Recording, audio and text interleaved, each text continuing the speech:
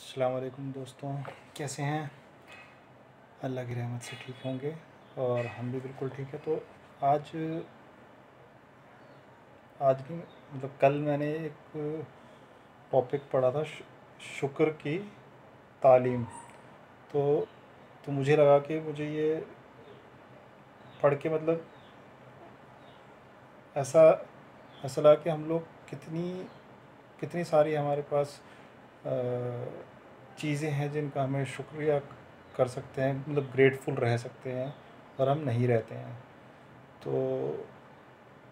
ایک تو میں پہلے یہ پڑھتا ہوں، اس کے بعد آپ لوگوں کو بھی سمجھ میں آ جائے گا کہ میرے ذہن میں ابھی کیا کیفیت گھوم رہی ہے، کیا سوچ رہا تھا میں جب یہ پڑھ رہا تھا۔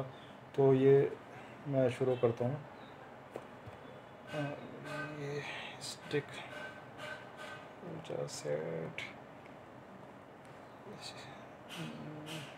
میری اسٹکس سیٹ نہیں ہو پا رہی ہے، ادھر ادھر بھاگ رہی ہے۔ ہاں، تو اعوذ باللہ من الشیطان الرجیم، بسم اللہ الرحمن الرحیم۔ یہ ہمیں پڑھ لینا چاہیے کہ جو بھی ہم شروع کرتے ہیں وہ اللہ کے نام سے، جو بہت مہربان نہایت رحم والا ہے۔ تو شکر کی تعلیم، اور کچھ ہو سکتا ہے میں ورڈ ٹھیک سے پروننسیشن میری ٹھیک نہ ہو، تو اس کے لیے میں معافی چاہتا ہوں دوستوں۔ آپ ہو سکتا ہے جو ورڈ میں غلط پڑھ رہا ہوں آپ لوگوں کو پتا ہو، تو آپ کمنٹ میں بتا دیجیے گا کہ یہ ورڈ کیا ہونا چاہیے۔ ہاں، تو بسم اللہ الرحمن الرحیم۔ عصر حاضر کے اس مادی دور میں ہر شخص سکون قلبی و راحت جسمانی کا طلب نظر آتا ہے۔ سکون قلبی دل کا سکون ہر ایک شخص چاہتا ہے، و راحت جسمانی کا طالب نظر آتا ہے، آپ کی باڈی سے بھی فٹ ہو اور دل میں بھی سکون ہو۔ لیکن موجودہ چمک دمک عیش و آرام کی وہ سہولیات جن کا ماضی میں تصور بھی نہ تھا، لیکن اس سب کے باوجود اور نعمتوں کے بہتات میں بھی انسان پہلے سے زیادہ پریشان نظر آتا ہے۔ پہلے اتنی ساری عیش و آرام والی چیزیں نہیں تھی۔ جیسے گرمی ہوتی تھی تو لوگوں کے گھر اے سی نہیں تھا، پنکھا نہیں تھا، کوئی الیکٹریسٹی کا کوئی سادھن نہیں تھا، کچھ بھی نہیں تھا۔ ٹریول کرنے کے لیے وہ لوگ جانوروں کا استعمال کرتے تھے، گھوڑے پہ جا رہے ہیں، اونٹوں پہ جا رہے ہیں۔ اور آج ہمارے پاس بہت ساری اتنی ساری نعمتیں ہیں، اس کے باوجود بھی ہمارے دلوں میں سکون نہیں ہے، پریشانیاں ہیں۔ اچھا، اور پڑھتا ہوں۔ ان پریشانیوں کے اسباب میں سے ایک بڑا سبب یہ ہے ہم موجودہ نعمتوں کا شکر بجا لانے کے بجائے ان نعمتوں کے حصول میں مگن رہتے ہیں، جو اللہ پاک نے اپنی مصلحت و حکمت بالغہ کے تحت ہمیں فی الحال نہیں دیں گے۔ اگر ہم موجودہ نعمتوں کو ہی سوچ لیا کریں تو ہمیں شکر خداوندی کی وہ عظیم نعمت بھی میسر ہو سکتی ہے جو مزید نعمتوں کے حاصل کرنے کا بہت بڑا سبب ہے۔ بحکم خداوندی لئن شکرتم لازیدنکم، یعنی اگر تم میری نعمتوں کا شکر کرو گے تو میں تمہیں ضرور مزید نعمتوں سے مالا مال کروں گا۔ ہمیں جو بھی ہمیں نعمتیں ملی ہیں، ہمیں نعمتیں ہمیں اتنی ساری جو چیزیں ملی ہوئی ہیں، تو ہمیں شکر کرنا چاہیے، گریٹفل رہنا چاہیے اپنے پروردگار کا، جو ہمیں ہر ایک چیز مہیا کرا رہا ہے، وقت پہ مہیا کرا رہا ہے۔ ابھی بھی جیسے کووڈ ٹائم پہ بھی ہم لوگ اور لوگوں سے بہت بہت بہت اچھے ہیں، اور ہمیں اس پہ گریٹفل رہنا چاہیے۔ چلیے، تو کیا تھا، یعنی اگر تم میری نعمتوں کا شکر کرو گے تو میں تمہیں ضرور مزید نعمتوں سے مالا مال کروں گا۔ اچھا، اللہ تعالیٰ کی موجودہ نعمتوں میں سے ایک نعمت عقل ہے۔ عقل یعنی ہماری جو سب جانتے ہیں، عقل کا تو آسان الفاظ ہے۔ اگر یہ نعمت نہ رہے تو انسان جانوروں سے بھی بدتر ہو جائے۔ دماغ میں ہماری عقل کتنی بڑی چیز ہے، جو ہم سوچے تو اچھا، اللہ نے اس عقل میں اتنی وسعت رکھی ہے، انسان مختلف علوم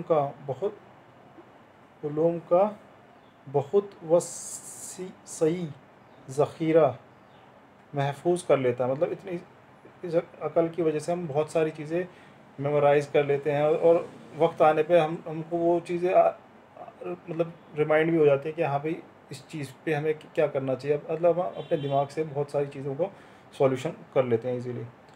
یہی عقل و دانش ہے جس کی بنیاد پر سڑکوں پر دوڑتی گاڑیاں، ہوا کے دوش پر اڑتے جہاز اور قسم قسم کی عجیب و غریب موضوعات وجود میں آ رہی ہیں.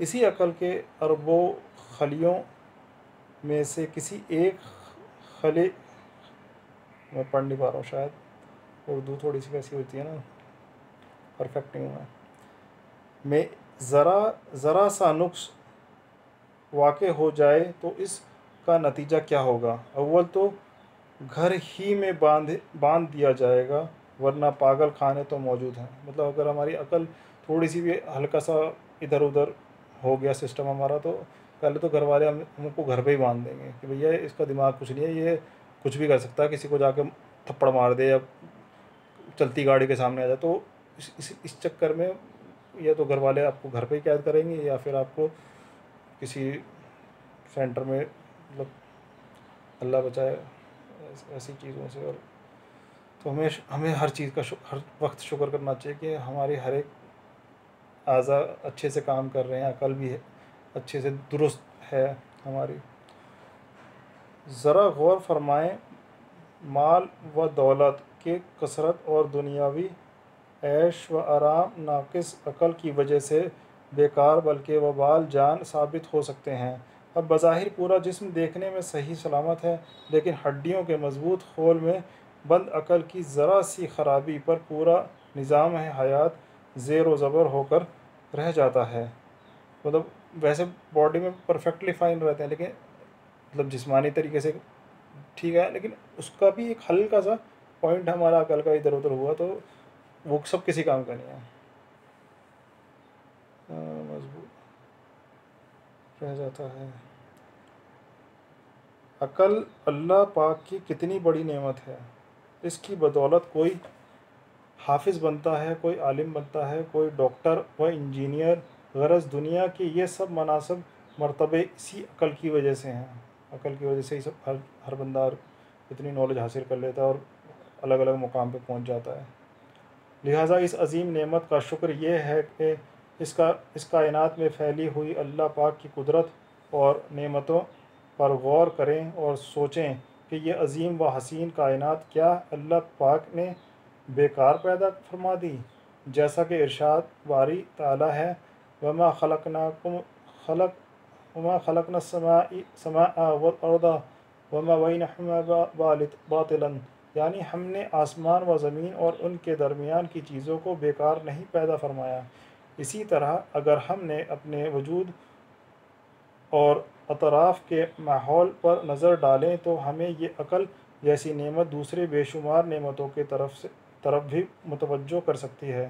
اچھا، تو اگر ہم اپنی وجود مطلب اپنے آپ کو دیکھیں اور اطراف یعنی آس پاس کا ایریا جو ہوتا ہے، ہم اپنے آس پاس دیکھیں اور ہم خود کو دیکھیں کہ مطلب یہ اطراف کے ماحول پر نظر ڈالیں تو ہمیں یہ عقل جیسی نعمت دوسری بے شمار نعمتوں کی طرف بھی متوجہ کر سکتی ہے. اچھا، لہٰذا ایک مسلمان کو چاہیے کہ اللہ پاک کی ان قیمتی نعمتوں کی قدر کرے، اور حقیقت میں ان کی قدر یہی ہے کہ ان نعمتوں کو عطا کرنے والی ذات یعنی اللہ پاک کی اطاعت میں صرف کیا جائے. تو کتنی اچھی بات ہے کہ عقل کے بارے میں ہمیں جو پڑھا کہ مطلب ہمیں ہر چیز کا شکر کرنا چاہیے عقل کا، اور بھی جتنی بھی ہمارے پاس آس پاس کی چیزیں ہیں، ہمارا پڑوس اچھا ہے، ہمارے والدین اچھے ہیں، ہمیں ان سے اچھا سلوک کرنا چاہیے. اور ہمیں اپنے پڑوسیوں کے ساتھ، رشتہ داروں کے ساتھ، اور آپ کے مطلب آپ خود کو اچھا کریں اور تھوڑا سا آپ اپنے آس پاس کے لوگوں کو بھی بولیے، تو ہر ایک بندہ اگر یہ فکر پیدا کر لے گا اپنے اندر کہ بھیا میرے کو خود بھی اس چیز پہ عمل کرنا ہے، تو باقی اللہ تعالیٰ پھر سارے راستے بنا دیتے ہیں، کھول دیتے ہیں، آسانی پیدا کرتے ہیں، لیکن بشرطے یہ سب اللہ کے رضا کے لیے کی جائے۔ تو ٹھیک ہے دوستو، پھر دوبارہ میں کچھ ایسا مجھے لگے گا کہ شیئر کرنا چاہیے، پڑھنا چاہیے، تو میں ضرور آپ سے دوبارہ مخاطب ہوں گا، پھر دوبارہ بات کریں گے۔ چلیے پھر، اللہ حافظ۔